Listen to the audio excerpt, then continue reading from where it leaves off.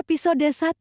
Rumah itu bukan milikku lagi. Hujan turun sejak sore, deras dan tanpa henti. Seolah langit ikut merasakan betapa kacaunya hidupku malam itu. Aku berdiri di bawah teras, memeluk tasku yang mulai basah, menatap rumah yang dulu menjadi tempat pulang. Rumah yang kini tak lagi menyediakan ruang bahkan untuk napasku. Ayah berdiri di ambang pintu. Aditya Chandra, nama yang dulu selalu membuatku merasa aman, kini hanya terasa asing dan dingin. Kiana, ayah harap kamu bisa mengerti keadaan ini, katanya.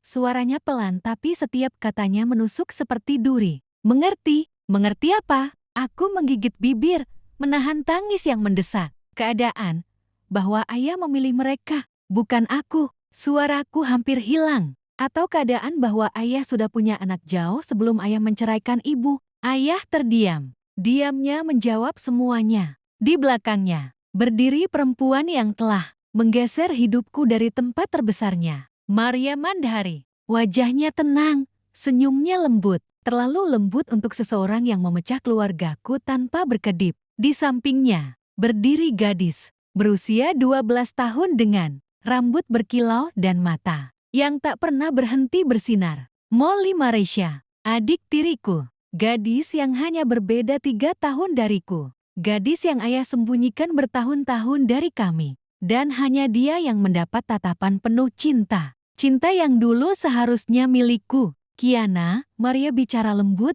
seolah sedang menghibur anak kecil. Kamu jangan salah paham. Kami tidak mengambil apapun darimu. Mataku menatap langsung ke matanya. Kalau tidak mengambil apa-apa, kenapa aku tidak punya apapun sekarang? Ayah menghela nafas panjang. Kiana Lalita, kamu sudah besar. Kamu harus belajar mandiri. Aku tersenyum kecil, getir. Mandiri?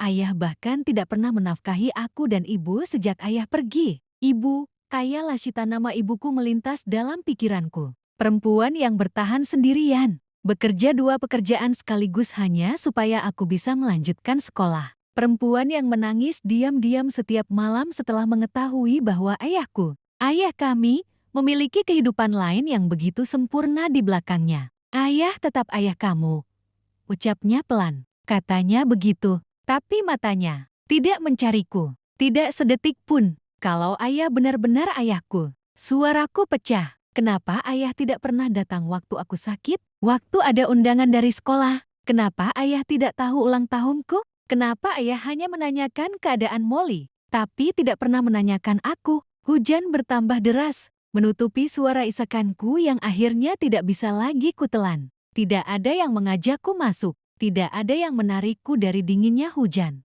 Tidak ada tangan yang meraihku dan berkata, Kiana, pulanglah. Rumah yang dulu hangat, kini terasa seperti bangunan yang hanya menyisakan bayangan luka. Ayah cuma ingin yang terbaik, ujar Atya akhirnya. Kalau kamu butuh apa-apa, kabari ayah. Hatiku hancur, benar-benar hancur sampai rasanya aku sulit bernapas. Butuh apa-apa? Aku menatapnya, tak lagi menahan air mata. Ayah, aku butuh ayah. Sunyi. Ayah menunduk. Maria meremas lengannya. Dan seperti biasa, ayah memilih diam. Aku mundur perlahan, menatap untuk terakhir kalinya rumah itu.